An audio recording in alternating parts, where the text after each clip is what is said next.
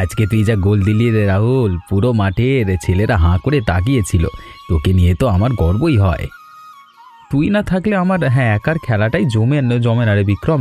তুই আমার একমাত্র বন্ধু, তোর সাথে থাকলেই সব ভালো লাগে। তোর বাড়িতে তো অনেক টাকা পয়সা, বড় বাড়ি গাড়ি সবই আছে, তাহলে তুই মাঝে মাঝে এত মন খারাপ করে থাকিস কেন বলতো? টাকা দিয়ে সব হয় না রে বিক্রম। আমার তো আপন বলতে শুধু দাদু ছাড়া কেউ নেই। বাবা মা ছোটবেলাতেই চলে গেছেন।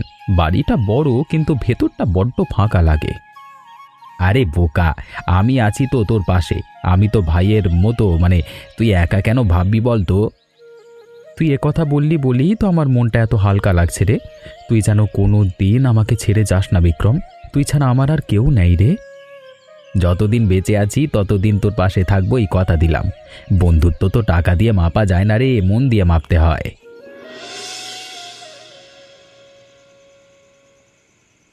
ও, তাহলে তুমি বিক্রম? রাহুলের মুখে তোমার নাম শুনতে শুনতে কান পচে গেল আমার। দাদু, আপনার কথা রাহুল প্রায়ই বলে। আপনি নাকি ওকে ছোট থেকে একা হাতে মানুষ করেছেন। এটা শুনে সত্যিই খুব ভালো লাগে। ওর বাবা মা তো ছোটবেলাতেই চলে গেলেন, তখন থেকে আমি ওর সব। তবে তোমার মতো একটা সত্যিকারের বন্ধু পেয়ে আমি নিশ্চিন্ত হলাম, ও আর একা নেই। দাদু, তুমি একদম ঠিকই বলেছ। বিক্রম আমার আপন ভাইয়ের চেয়ে কম কিছু না। ওর সাথে থাকলে আমার কখনো একা লাগে না। রাহুল, আজকে থেকে ব্যবসার সব দায়িত্ব তোর হাতে তুলে দিলাম। তোর বাবা এই ব্যবসা অনেক পরিশ্রম করে দাঁড় করিয়েছেন, এটা এখন তোর দায়িত্ব। দাদু, তুমি এতদিন যেভাবে সব সামলেছ, আমি কি পারবো সেভাবে সামলাতে? আমার তো তোমার মতো অভিজ্ঞতা নেই, আমি ভয় পাচ্ছি। ভয় পাস নে বাবা, আমি তো আছি তোর পাশে। দরকার হলে পরামর্শ দেব। তবে তোর বাবার একটা কথা মনে রাখিস, সততা দিয়ে ব্যবসা করলে কখনো লোকসান হয় না। দাদু, আমি কথা দিচ্ছি, তোমার আর বাবার মুখ কখনো নিচু হতে দেব না। এ ব্যবসাকে আমি আরও বড় করে তুলব, তুমি শুধু আশীর্বাদ করো। তোর মধ্যে তোর বাবার ছায়া দেখতে পাই রে রাহুল। ঠিক এভাবেই ও কথা বলতো। শুধু ব্যবসা বাড়ালেই হবে না বাবা, মানুষের পাশে দাঁড়াতেও শিখতে হবে। তুমি চিন্তা করো না দাদু, তোমার শেখানো শিক্ষা আমি কখনো ভুলব না। টাকার চেয়ে মানুষের মূল্য বেশি, এটা তো তুমি আমাকে ছোটবেলা থেকে শিখিয়েছ। দাদা, আজ কলেজে একটা প্রজেক্টের জন্য কিছু বই কিনতে হবে। কতগুলো টাকা লাগবে জানি না, তোমাকে পরে বলবো। ঠিক আছে রে বোন, তুই যা লাগবে বলিস, আমি ব্যবস্থা করে দেব। তুই শুধু মন দিয়ে পড়াশুনো কর, বাকিটা আমার দায়িত্ব। দাদা, আমি জানি তোমার গ্যারেজ থেকে খুব বেশি আয় হয় না। আমার জন্য এত টাকা খরচ করতে গিয়ে তোমার নিজের কষ্ট হচ্ছে, এটা আমি বুঝতে পারি দাদা। আরে বোকা মেয়ে, তোর পড়াশোনার জন্য কষ্ট করাটা তো আমার কর্তব্য। বাবা মা যাওয়ার পর তোকে আমার সব, তুই ভালো করে পড়লি তো সব কষ্ট সার্থক হবে। দাদা, তুমি না থাকলে যে আমি কোথায় থাকতাম আমি জানি না। আমি বড় হয়ে তোমার সব ঋণ শোধ করব, তুমি দেখে নিও।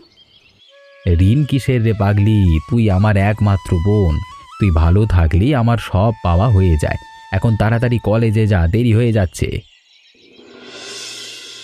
বিক্রম দা, আজকে সকাল থেকে একটা নতুন খদ্দের এলো না। এভাবে চললে তো এই মাসের দোকান ভাড়াই উঠবে না। হ্যাঁ জানি রে নিতাই, আমিও সেই চিন্তাতেই আছি। অঞ্জলির কলেজের পরের বছরে ফি জমা দিতে হবে। কোথা থেকে জোগাড় করব বুঝতে পারছি না। দাদা, তুমি এত পরিশ্রম করো সারাদিন, উপরওয়ালা নিশ্চয়ই একটা রাস্তা দেখাবেন। এত ভেঙে পড়ো না, সব ঠিক হয়ে যাবে দেখো। মুখে বলা সহজ রে নিতাই, কিন্তু বাস্তবে টাকা তো আকাশ থেকে পড়ে না। অঞ্জলি খুবই মেধাবী, ওকে যদি ভালো জায়গায় পড়াতে না পারি তাহলে নিজেকে ক্ষমা করতে পারবো না। দাদা, তুমি তো আর কারোর কাছে হাত পাতো না, নিজের পরিশ্রমে সব চালাও। এটাই তো তোমার বড় গুণ। এভাবেই চালিয়ে যাও, একদিন সব ঠিক হয়ে যাবে। তুই আছিস বলেই তো গ্যারেজটা এখনো চলছে রে নিতাই। চল, ওই গাড়িটার কাজ শেষ করি, আজকের ভাড়াটা অন্তত হাতে আসুক।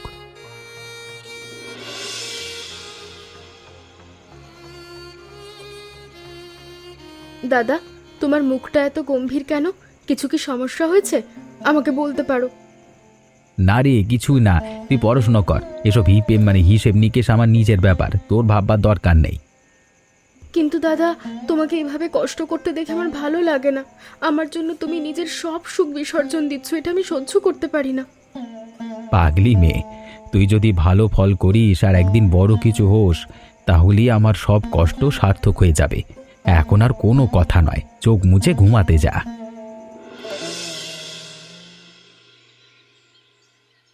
আরে বিক্রম, তুই এখানে গ্যারেজ চালাচ্ছিস? এতদিন পর তোকে এভাবে দেখবো ভাবিনি রে। কেমন আছিস তুই? রাহুল, তুই? এত বছর পর তোকে দেখে আমি বিশ্বাসই করতে পারছি না। কোথায় ছিলিস এতদিন? একবার খোঁজও নিলি না।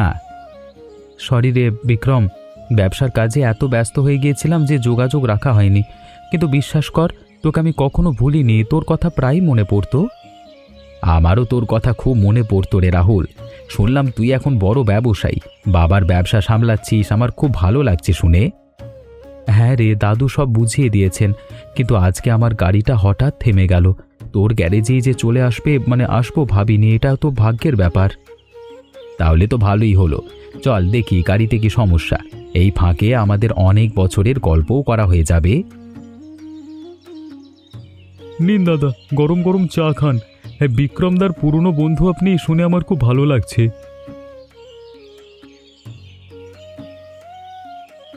বাহ, দারুণ চা তো। নিতাই, তুমি তো বিক্রমের ভালো সঙ্গী মনে হচ্ছে।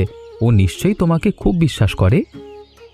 নিতাই আমার ডান হাত রে রাহুল, ওকে ছাড়াই গ্যারেজ চলতোই না। যাই হোক, তোর ব্যবসা কেমন চলছে বল, আর দাদু কেমন আছেন? দাদু ভালোই আছেন, বয়স হয়েছে তবুও সব কিছুতে খোঁজ রাখেন।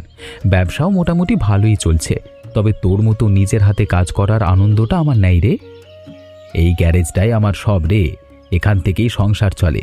তোর মতো বড় ব্যবসা নেই ঠিকই, কিন্তু পরিশ্রমের নিজের রোজগারের একটা তৃপ্তি আছে। তুই সবসময় এমনই ছিলিস বিক্রম, নিজের কাজে সৎ আর পরিশ্রমী। আজকে তোকে দেখে সত্যি খুব ভালো লাগছে। মাঝে মাঝে আসবো তোর এখানে। হ্যাঁ, অবশ্যই আসিস রে। তোর গাড়ির যত্ন আমিই নেব এখন থেকে। আর হ্যাঁ, আমার বাড়িতেও একদিন আসিস। অঞ্জলি, তুমি এবার পুরো কলেজের মধ্যে সবচেয়ে ভালো ফল করেছো। এত ভালো রেজাল্ট দেখে আমি সত্যিই তোমাকে নিয়ে গর্ব করছি। ম্যাডাম, এটা শুনে আমি খুব খুশি হলাম, কিন্তু এই খবরটা দাদাকে কিভাবে জানাবো বুঝতে পারছি না। ওর তো এমনিতেই অনেক চিন্তা। অঞ্জলি, তোমার এই রেজাল্ট দিয়ে তুমি সহজেই দেশের সেরা ল কলেজে ভর্তি হতে পারবে। তুমি তো আইনজীবী হতে চাও, এই সুযোগ হাতছাড়া করো না। ম্যাডাম, আমি জানি সেই কলেজে ভর্তি হতে অনেক টাকা লাগবে। দাদার একা রায়ের সংসার চালাতেই কষ্ট হয়। এত টাকা কোথা থেকে আসবে আমি জানি না। চিন্তা করো না মা, প্রথমে ভর্তির খবর নাও। স্কলারশিপেরও ব্যবস্থা থাকতে পারে। তোমার মতো মেধাবী ছাত্রীর পড়াশোনা টাকার অভাবে বন্ধ হবে, এটা আমি হতে দেব না। ঠিক আছে ম্যাডাম, আমি বাড়িতে গিয়ে দাদার সঙ্গে কথা বলবো। আপনারই উৎসাহ শুনে মনে একটু সাহস পাচ্ছি। দেখি কি হয়। দাদা, দাদা, আমি এবার কলেজের মধ্যে সবচেয়ে ভালো রেজাল্ট করেছি। ম্যাডাম বললেন আমি দেশের সেরা ল কলেজে ভর্তি হতে পারবো। সত্যি বলছিস অঞ্জলি?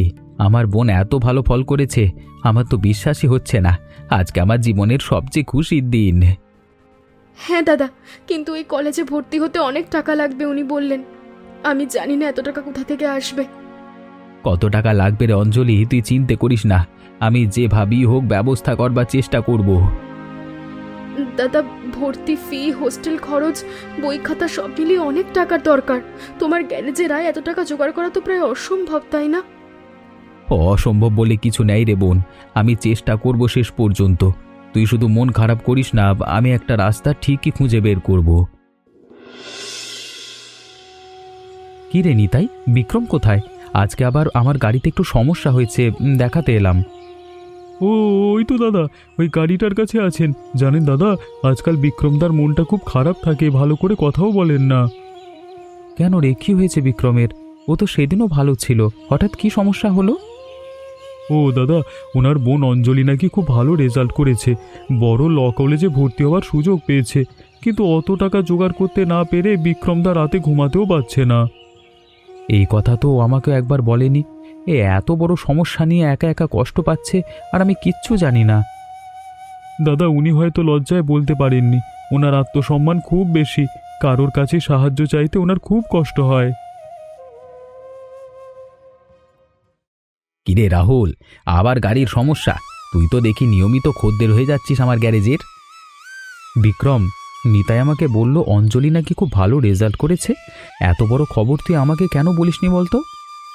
আরে ও তেমন কিছু না রে, তুই নিতাইয়ের কথায় কান দিস নে, ছোট ব্যাপার নিয়ে তোকে বিরক্ত করতে চাইনি। বিক্রম, আমার সাথে মিথ্যে বলিস না। তুই যে ভর্তির টাকা নিয়ে চিন্তায় আছিস সেটা আমি নিতাইয়ের মুখে শুনেছি। এখন সত্যটা আমাকে বল। হ্যাঁ রে রাহুল, অঞ্জলি রাজ্যের সেরা ল কলেজে ভর্তি হওয়ার সুযোগ পেয়েছে, কিন্তু ভর্তি ফি আর হোস্টেল খরচ মিলিয়ে যা লাগবে সেটা আমার একার পক্ষে জোগাড় করা প্রায় অসম্ভব। তুই এতদিন এই বড় চিন্তাটা একা একা বয়ে বেড়াচ্ছিস, আর আমাকে একবারও বলিসনি? আমরা তো বন্ধু নই, ভাইয়ের মতো, এটা তোর ভুলে যাওয়া উচিত হয়নি রে। শোন বিক্রম, লজ্জা পাওয়ার কিচ্ছু নেই এখানে। আমি ঠিক করেছি অঞ্জলির ভর্তি থেকে শুরু করে পড়াশোনার সব খরচ আমি বহন করব। কি বলছিস রাহুল, এটা কি করে সম্ভব? তুই এত বড় দায়িত্ব একা নিতে চাইছিস কেন? বিক্রম, তুই ভুলে যাচ্ছিস, অঞ্জলি শুধু তোর বোন নয়, ও আমারও বোন। আমি যখন থেকে ওর কথা জেনেছি তখন থেকেই ঠিক করে ফেলেছি এটা আমার দায়িত্ব। কিন্তু রাহুল, এতদিন তুই আমাকে কোনো সাহায্য করিসনি, আর হঠাৎ এত বড় খরচ কিভাবে নিবি? আমার নিজেরই লজ্জা লাগছে এভাবে রোজ তোর কাছ থেকে সাহায্য নিতে। বিক্রম, তুই আমাকে ভুল বুঝছিস না। এতদিন আমি তোকে কোনো সাহায্য করতে পারিনি ঠিকই, কিন্তু আজকে অন্তত অঞ্জলির স্বপ্নটা পূরণ করবার সুযোগ পেয়েছি, এটা আমি হাতছাড়া করতে চাই না। রাহুল, তুই সত্যি আমার জন্য এত করবি? আমি তো কল্পনাও করতে পারিনি এমন কিছু। এটা তো আমার কর্তব্য রে বিক্রম, উপকার নয়।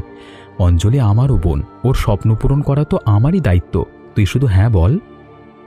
রাহুল, আমি এভাবে তোর কাছ থেকে এত বড় সাহায্য নিলে সবাই কি বলবে? লোকে বলবে আমি নিজের বোনের দায়িত্ব নিতে পারলাম না। লোকে কি বলবে সেটা নিয়ে ভাবিস না বিক্রম, অঞ্জলির ভবিষ্যৎ নিয়ে ভাব। তুই কি চাস তোর বোনের মেধা শুধু টাকার অভাবে নষ্ট হয়ে যাক? না রাহুল, আমি তা কখনোই চাইবো না, কিন্তু আমার নিজের ভেতরের একটা লড়াই চলছে। এভাবে সাহায্য নেওয়াটা আমার কাছে খুব কঠিন লাগছে রে। অঞ্জলি, এসে দেখ কে এসেছে। এ আমার ছোটবেলার বন্ধু। হ্যাঁ রাহুল, ওর কথা তো তোকে অনেকবার বলেছি। আপনার কথা দাদার মুখে অনেক শুনেছি, কিন্তু আজ হঠাৎ আমাদের এই ছোট্ট বাড়িতে? অঞ্জলি, আমি শুনেছি তুমি খুব ভালো রেজাল্ট করেছো, ল কলেজে ভর্তি হওয়ার সুযোগ পেয়েছো। আমি চাই তোমার এই স্বপ্নটা পূরণ হোক। তোমার ভর্তি থেকে শুরু করে সব খরচ আমি বহন করব। কিন্তু দাদা আপনি... অঞ্জলি, তোমার দাদা বিক্রম আমার আপন ভাইয়ের চেয়ে কম কিছু না, আর তাই তুমিও আমার বোনের মতোই। এই সাহায্য নিতে তোমার কোনো সংকোচ করবার দরকার নেই। দাদা, আপনার এই কথায় আমার মনটা ভরে গেল। আমি কথা দিচ্ছি আপনার এই বিশ্বাসের মর্যাদা আমি রাখবো। মন দিয়ে পড়াশোনা করে আমি বড় কিছু একটা হয়ে দেখাবো। দেখলি অঞ্জলি, বলেছিলাম না ভগবান একদিন না একদিন রাস্তা দেখাবেনি। রাহুলের মতো একজন মানুষ আমাদের জীবনে আসবে এটা কল্পনাও করিনি।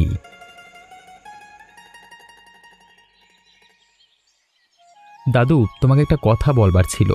বিক্রমের বোন অঞ্জলি খুব ভালো রেজাল্ট করেছে, কিন্তু টাকার অভাবে ভর্তি হতে পারছিল না, তাই আমি ওর সব খরচ বহন করবার সিদ্ধান্ত নিয়েছি। বাহ রাহুল, বাহ, এটা তো খুবই ভালো একটা সিদ্ধান্ত, কিন্তু তুই ভেবে চিন্তে করেছিস তো? হ্যাঁ দাদু, অনেক ভেবেই করেছি। বিক্রম আমার একমাত্র বন্ধু, ওর বোন মানে আমারও বোন। ওর স্বপ্ন পূরণ করাটা আমার নিজের দায়িত্ব মনে করি। তুই যে তোর বাবার মতন মন দিয়ে বড় হয়েছিস সেটা দেখে আজকে আমার বুক ভরে গেল। তোর বাবাও মানুষের বিপদে এভাবেই ঝাঁপিয়ে পড়তেন। দাদু, তুমি তো আমাকে শিখিয়েছো টাকার চেয়ে মানুষের মূল্য বেশি। আজকে সেই শিক্ষাটাই আমি কাজে লাগাতে চাইছি। তুমি আমাকে আশীর্বাদ করো। তুই সব সময় এভাবেই মানুষের পাশে দাঁড়াস, এটাই আমার একমাত্র প্রার্থনা। যা, আজই গিয়ে অঞ্জলির ভর্তির ব্যবস্থা করে আয়, দেরি করিস নে। দাদা, রাহুল দাদা, এটা কি সত্যিই হচ্ছে? আমি সত্যিই এই কলেজে পড়তে যাচ্ছি? এটা স্বপ্নের মতো লাগছে। হ্যাঁ অঞ্জলি, এটা সত্যি, আর তোমার এই স্বপ্ন এখন বাস্তব। ভর্তির সব কাগজপত্র জমা হয়ে গেছে, এখন শুধু মন দিয়ে পড়াশোনা করবার পালা। আর রাহুল, আজকের দিনটা আমি সারা জীবন মনে রাখবো। তুই আমার বোনের জীবনটাই বদলে দিলি, এই ঋণ আমি কোনো দিন শোধ করতে পারবো না। ঋণের কথা বলিস না বিক্রম, এটা তো আমার নিজের বোনের জন্যই করেছি। অঞ্জলি ভালো পড়াশোনা করে আইনজীবী হবে, এটাই আমার একমাত্র চাওয়া। রাহুল দাদা, আমি কথা দিচ্ছি আমি আপনাকে নিরাশ করব না। আমি খুব মন দিয়ে পড়াশোনা করব আর আপনার বিশ্বাসের মর্যাদা রাখবো। আমার তোমার উপর পূর্ণ বিশ্বাস আছে অঞ্জলি। তুমি যেমন মেধাবী তেমন পরিশ্রমীও, তুমি নিশ্চয়ই একদিন বড় হবে অনেক।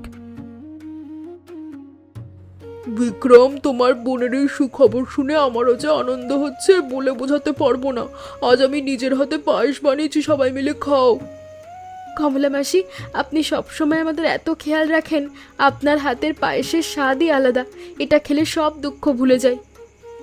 বিক্রম, তোর প্রতিবেশীরা তো দেখি খুব ভালো। আমার তো এমন কেউ নেই, শুধু দাদু আর তোরাই আমার পরিবার। তাহলে আজকে থেকে এ বাড়িও তোর নিজের বাড়ি রাহুল। যখন ইচ্ছে হবে চলে আসবি, এখানে তোর জন্য দরজা সব সময় খোলা থাকবে।